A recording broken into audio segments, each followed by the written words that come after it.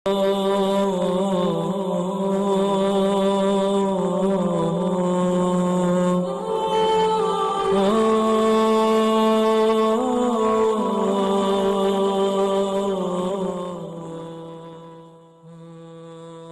اللہ الرحمن الرحیم۔ السلام علیکم میرے معزز اور واجب الاحترام ساتھیو۔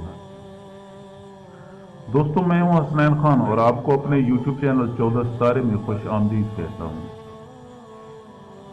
پیارے دوستو، حضرت عیسیٰ علیہ السلام کے آسمان پر اٹھا لیے جانے کے بعد عیسائیوں کا حال بے حد خراب اور نہایت ابتر ہو گیا۔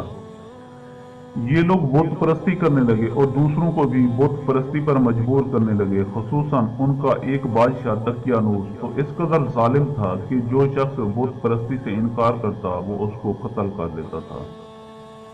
اصحاب کہف شہر افسوس کے شرفا تھے جو بادشاہ کے معزز درباری بھی تھے، مگر یہ لوگ صاحب ایمان اور بت پرستی سے انتہائی بیزار تھے۔ دقیانوس کے ظلم و جبر سے پریشان ہو کر یہ لوگ اپنا ایمان بچانے کے لیے اس کے دربار سے بھاگ نکلے اور قریب کے پہاڑ کے ایک غار کے اندر پناہ گزین ہو گئے اور سو گئے تو 300 برس سے زیادہ عرصے تک اسی حال میں سوتے رہ گئے۔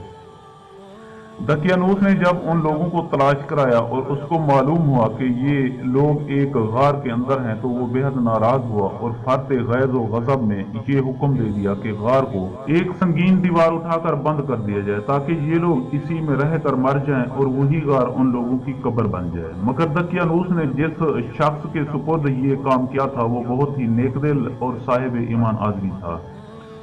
اس نے اصحاب کہف کے نام، ان کی تعداد اور ان کا پورا واقعہ رام کی تختی پر کنندہ کرا کے تانبے کے صندوق کے اندر رکھ کر دیوار کی بنیاد پر رکھ دیا اور اسی طرح کی ایک تختی شاہی خزانے میں بھی محفوظ کرا دی۔ کچھ دنوں کے بعد دقیانوس بادشاہ مر گیا اور بادشاہتیں بدلتی رہیں یہاں تک کہ ایک نیک دل اور انصاف پرور بادشاہ جس کا نام بیدروس تھا تخت نشین ہوا اور 68 سال تک بہت شان و شوکت کے ساتھ حکومت کی۔ اس کے دور میں مذہبی فرقہ بندی شروع ہو گئی اور بعض لوگ مرنے کے بعد اٹھنے اور قیامت کا انکار کرنے لگے۔ قوم کا یہ حال دیکھ کر بادشاہ رنج و غم میں ڈوب گیا اور وہ تنہائی میں ایک مکان کے اندر بند ہو کر خداوند قدوس کے دربار میں نہایت بے قراری کے ساتھ گریہ وزاری کر کے دعائیں مانگنے لگا کہ یا اللہ کوئی ایسی نشانی ظاہر فرما دے تاکہ لوگوں کو مرنے کے بعد زندہ ہو کر اٹھنے اور قیامت کا یقین ہو جائے۔ بادشاہ کی یہ دعا مقبول ہو گئی اور اچانک بکریوں کے ایک چرواہے نے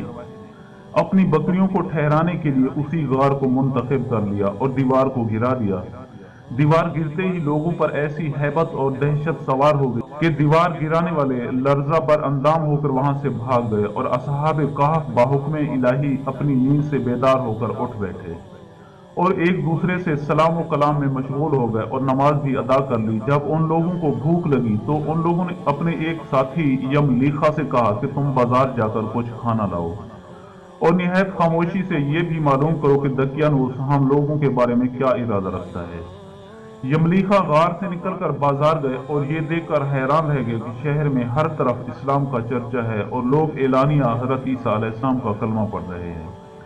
یملیخا یہ منظر دیکھ کر محو حیرت ہو گئے کہ الہی یہ ماجرا کیا ہے کہ اس شہر میں تو ایمان اور اسلام کا نام لینا بھی جرم تھا، آج یہ انقلاب کہاں سے اور کیوں کر آ گیا۔ پھر ایک نان بھائی کی دکان پر کھانا لینے گئے اور دقیانوسی زمانے کا روپیہ دکاندار کو دیا جس کا چلن بند ہو چکا تھا، بلکہ کوئی اس سکہ کو دیکھنے والا بھی باقی نہیں رہ گیا تھا۔ دکاندار کو شبہ ہوا شاید اس شخص کو کوئی پرانا خزانہ مل گیا ہے، چنانچہ دکاندار نے ان کو حکام کے حوالے کر دیا اور حکام نے ان سے خزانے کے بارے میں پوچھ گچھ شروع کر دی اور کہا کہ بتاؤ خزانہ کہاں ہے۔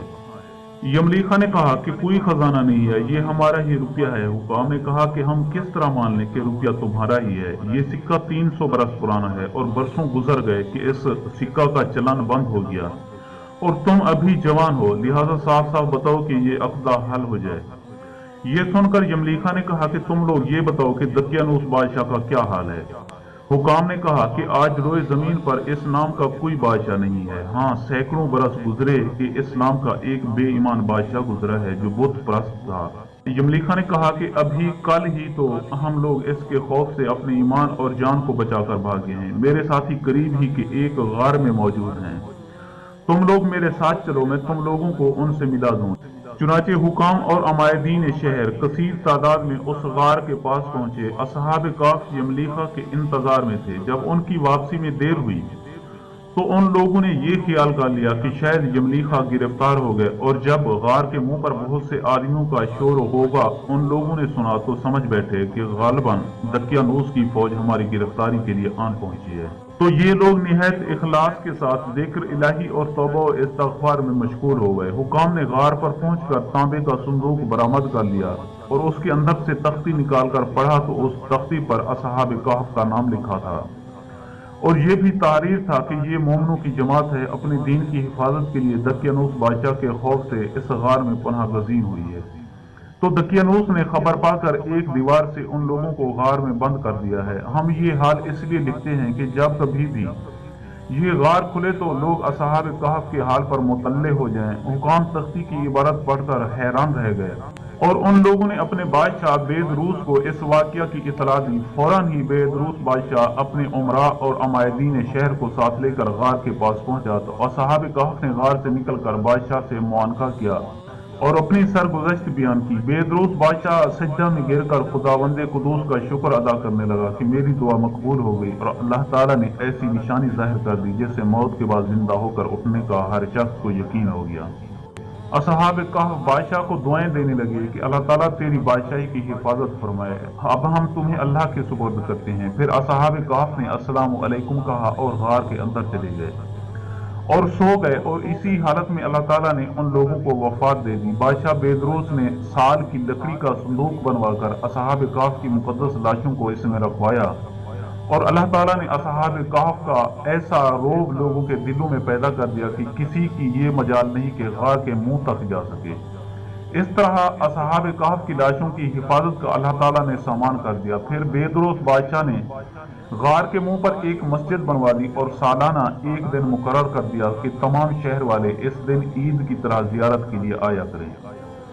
دوستو، میں امید کرتا ہوں کہ آپ کو میری یہ ویڈیو اچھی لگی ہو۔ اگر آپ کو میری یہ ویڈیو اچھی لگے تو پلیز آپ میرے چینل کو سبسکرائب اور اس ویڈیو کو لائک ضرور کیجیے، اور اپنی قیمتی آراء کا اظہار نیچے کمنٹ سیکشن میں کرنا مت بھولیے، اور ہمیں اپنی اگلی ویڈیو تک کے لیے دیجیے اجازت۔ شکریہ، خدا حافظ۔